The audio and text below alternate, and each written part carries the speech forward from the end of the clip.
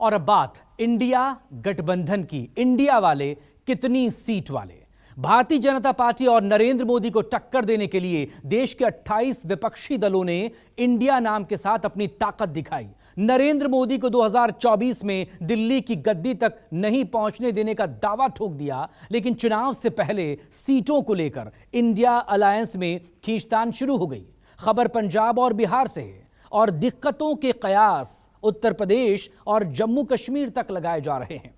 सीटों पर शुरू हुई लड़ाई नए नवेले गठबंधन की मुसीबत कैसे बढ़ाने वाली है, दिखाते हैं आपको हमारी इस एक्सक्लूसिव रिपोर्ट में।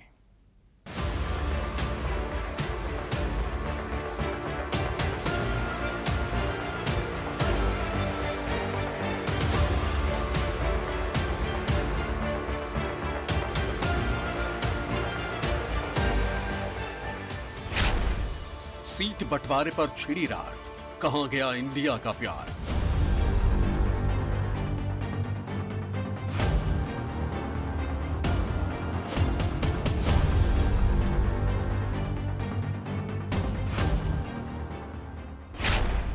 पंजाब में आप कांग्रेस की दूरी, बिहार में गठबंधन की मजबूरी।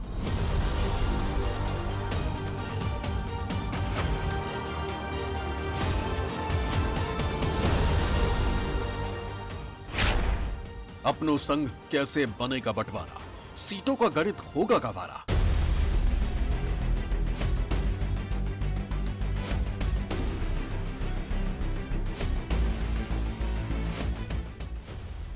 पटना से शुरू हुआ विपक्षी गठबंधन इंडिया का कुनबा बेंगलुरु होते हुए मुंबई पहुंचा। मोदी सरकार को टक्कर देने और 2024 में दिल्ली का किला फतह करने के दावों के साथ इंडिया अलायंस में दलों की गिनती 18 से 28 पहुंच गई। एक मंच पर बैठकर मोदी विरोधी चेहरों ने सब कुछ ठीक है का भरोसा जताया, लेकिन 5 सितारा होटल में दिखी मोहब्बत जमीन पर पूरी तरह से हवा हवाई नजर आ रही है। गठबंधन में सीट शेयरिंग को लेकर खींचतान नजर आने लगी। गठबंधन में पार्टियों के बीच का मनमुटाव राज्यों में बरकरार है। गठबंधन में कप्तान की कमी अलायंस की एकता को कमजोर कर रही है। पार्टी लीडर्स की कथनी और करने का फर्क जमीन पर दिख रहा है।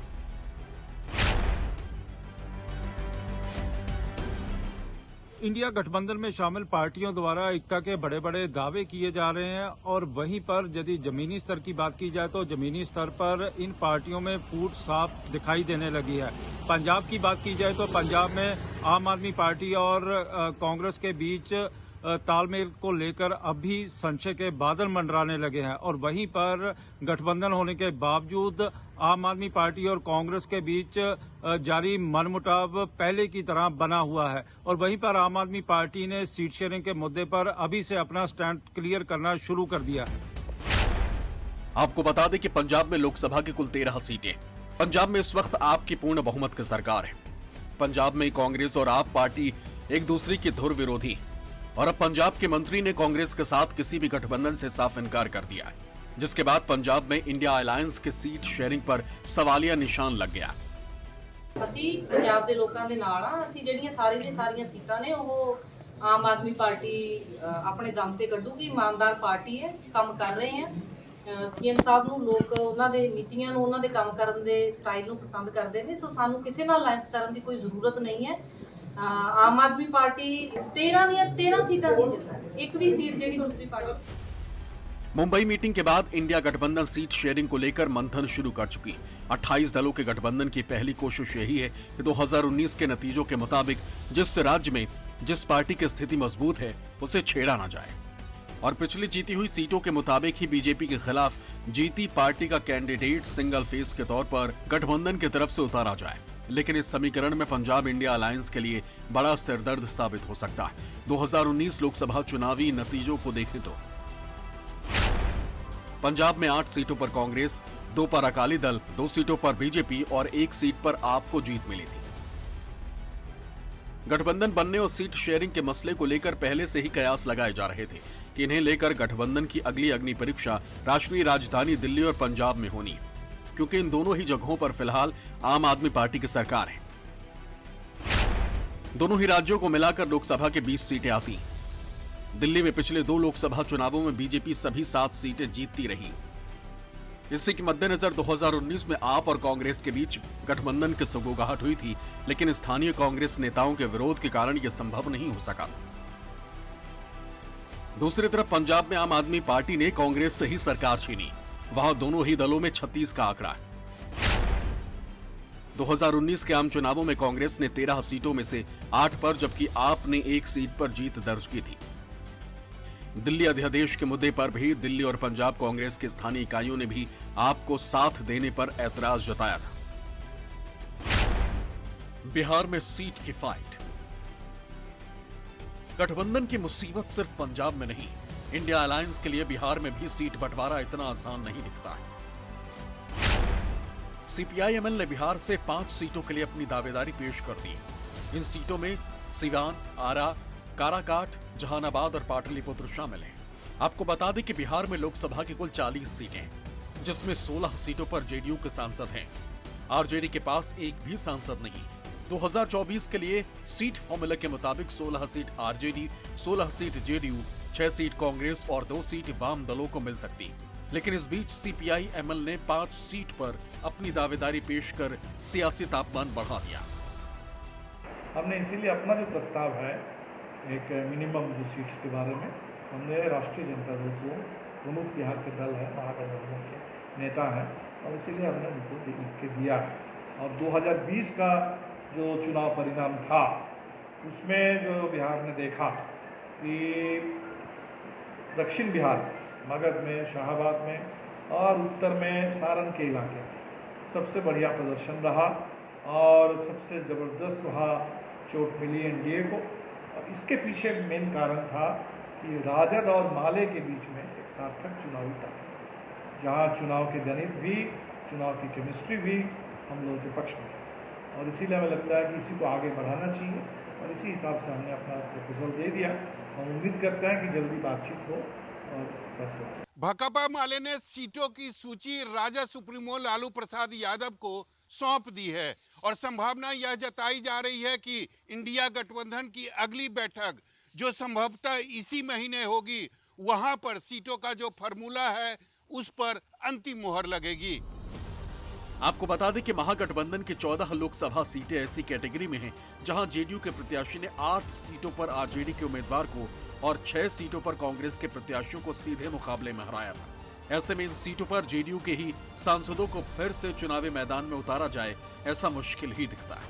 इस स्थिति में जेडीयू के कई सांसदों का या तो टिकट कट सकता है, जिससे पार्टी में नाराजगी भी देखने को मिल सकती है। दूसरी तरफ इंडिया गठबंधन की ड्राइविंग सीट पर बैठी कांग्रेस कम सीट पर राजी हो, इस पर भी संशय बना हुआ है। आरजेडी का फिलहाल एक भी सांसद नहीं, लेकिन वो भी किसी हाल में जेडीयू से कम सीट पर राजी हो, ये भी मुमकिन नहीं दिखता। 2019 लोकसभा चुनाव में बीजेपी के नेतृत्व वाले एनडीए में नीतीश कुमार की जेडीयू पार्टी शामिल थी। उस चुनाव में बिहार के 40 सीटों में से 39 पर एनडीए को जीत मिली थी। बीजेपी को 17 सीटें, लोक जनशक्ति पार्टी को 6 सीट, नीतीश कुमार की पार्टी को 16 सीटें और 1 सीट कांग्रेस को मिली थी। जबकि इस बार नीतीश कुमार महागठबंधन में आ गए। इससे सीटों का समीकरण पूरा उलझता दिख रहा है। जब गठबंधन में कई पार्टियां होती हैं तो गठबंधन के वरिष्ठ नेता मिल बैठकर सीटों का बंटवारा तय करते हैं, एक दूसरे के उम्मीदवारों को समर्थन देते हैं, हर पहलू पर विचार करते हैं। हमें लगता है कि जो इंडिया रूपी अलायंस पूरे देश में बना है, जबरदस्त समन्वय के साथ सभी घटक दलों के वरिष्ठ नेता मिल बैठकर सही निर्णय सही समय पर ले लेंगे। बिहार में महागठबंधन दलों के बीच में सीटों के बंटवारे को लेकर के कोई किचकिच नहीं है। ठीक है कि सब लोग, सब पार्टी के नेता मांग करते हैं कि वो इतने सीटों पर लड़ेंगे। माले के पार्टी के नेता दीपांकर भट्टाचार्य जी ने भी कहा है 5 सीटों पर लड़ेंगे। लेकिन ये तय होगा बैठक में, जब सभी दलों के नेता बैठेंगे, कौन कितने सीटों पर लड़ेगा ये तय हो जाएगा। यूपी की राह नहीं आसान। कहते हैं दिल्ली का रास्ता यूपी से होकर जाता है और उत्तर प्रदेश से सबसे ज्यादा 80 सांसद चुनकर लोकसभा पहुंचते हैं। 2019 के चुनावों में समाजवादी पार्टी, बहुजन समाज पार्टी और राष्ट्रीय लोकदल के एक साथ चुनाव लड़ने के बावजूद बीजेपी ने 62 सीटों पर जीत दर्ज कर ली, जबकि सहयोगी अपना दल को 2 सीटों पर सफलता मिली थी। एनडीए गठबंधन को तब 50% से ज्यादा वोट शेयर मिले थे, जबकि एसपी, बीएसपी और आरएलडी गठबंधन को करीब 40% वोट मिले थे। अकेले चुनाव लड़ने वाली कांग्रेस सिर्फ एक सीट रायबरेली ही जीत पाई थी। अब जब 2024 के लिए सियासी बिसात बिछाई जा रही है, तब बीएसपी सुप्रीमो मायावती ने ऐलान कर दिया है कि उनकी पार्टी अकेले चुनाव लड़ेगी, जबकि बीजेपी ने ओम प्रकाश राजभर को साथ लिया है। 80 सीटों पर इंडिया गठबंधन को एसपी, आरएलडी और कांग्रेस के बीच सीट बंटवारा करना है और वोट शेयर हासिल करना बड़ी चुनौती होगी। और ऐसे में अगर आने वाले विधानसभा चुनावों में कांग्रेस एमपी, छत्तीसगढ़, राजस्थान और तेलंगाना जैसे राज्यों में अच्छा प्रदर्शन करती है, तो गठबंधन पर इसका बहुत बड़ा दबाव बनना तय है। पश्चिम बंगाल जहां लोकसभा की 42 सीटें हैं, वहां ममता बनर्जी कांग्रेस को और वाम दलों को कितनी सीटें देंगी, ये अभी तक साफ नहीं किया है। इसी तरह से दिल्ली और पंजाब में आम आदमी पार्टी कांग्रेस को कितनी सीटें देगी, ये भी तय नहीं है। ये गठबंधन कितने समय तक चलेगा, ये अभी भी तय नहीं है। लेकिन जहाँ जहाँ पर कांग्रेस विपक्ष की भूमिका में है, वहाँ अन्य दलों को कांग्रेस बहुत ज़्यादा वजन देने के लिए तैयार नहीं है। ऐसे में गठबंधन का भविष्य मुझे बहुत ज़्यादा अच्छा नहीं दिखाई देता है। सीट बंटवारे में निश्चित तौर पर दिक्कत पेश तो आएगी, और खासतौर से उन राज्यों में जहां क्षेत्रीय पार्टियां मजबूत स्थिति में हैं या जहां कांग्रेस से सीधी लड़ाई है ऐसी क्षेत्रीय पार्टियों की, सीट बंटवारे की जो स्थिति है वो तो बहुत अंत में आएगी। लेकिन सबसे बड़ी दिक्कत आएगी वोट ट्रांसफर की। देखा गया है कि पार्टियां मिलकर के चुनाव तो लड़ लेती हैं, लेकिन एक दूसरे को वोट ट्रांसफर नहीं करा पाती हैं। और कम से कम कांग्रेस के साथ जुड़ी हुई पार्टियों या गठबंधन में जुड़ी हुई पार्टियों के साथ ऐसा होना बहुत ही संभव लगता है कि वो एक दूसरे को वोट ट्रांसफर न करा पाए, भले ही सीट के बंटवारे पर समझौता करें। जम्मू एंड कश्मीर में सीट शेयरिंग का क्या? जम्मू कश्मीर में पिछले 2 लोकसभा चुनावों पर नजर डालें तो पता चलता है कि 2014 में राज्य में नेशनल कॉन्फ्रेंस और कांग्रेस की सरकार थी। दोनों दलों ने तब मिलकर लोकसभा चुनाव लड़ा, लेकिन एक भी सीट नहीं जीत सके। राज्य की 5 लोकसभा सीटों में से घाटी की 3 सीटें श्रीनगर, बारामूला और अनंतनाग पर पीडीपी ने जीत हासिल की, जबकि बाकी बची 2 सीटें जम्मू और उधमपुर पर बीजेपी ने जीत हासिल की। 2019 में तीनों पार्टियों ने अलग अलग चुनाव लड़ा, लेकिन एनसी और पीडीपी दोनों जम्मू और उधमपुर कांग्रेस के लिए छोड़ दिया। कश्मीर घाटी में नेशनल कॉन्फ्रेंस ने सभी 3 सीटें जीत ली, जबकि बीजेपी ने 50% से अधिक वोटों के साथ जम्मू और उधमपुर को बरकरार रखा। आपको बता दें कि घाटी की 3 सीटों पर नेशनल कॉन्फ्रेंस और पीडीपी समान वोट शेयर के लिए लड़ते रहे और ऐतिहासिक रूप से नेशनल कॉन्फ्रेंस मजबूत रही।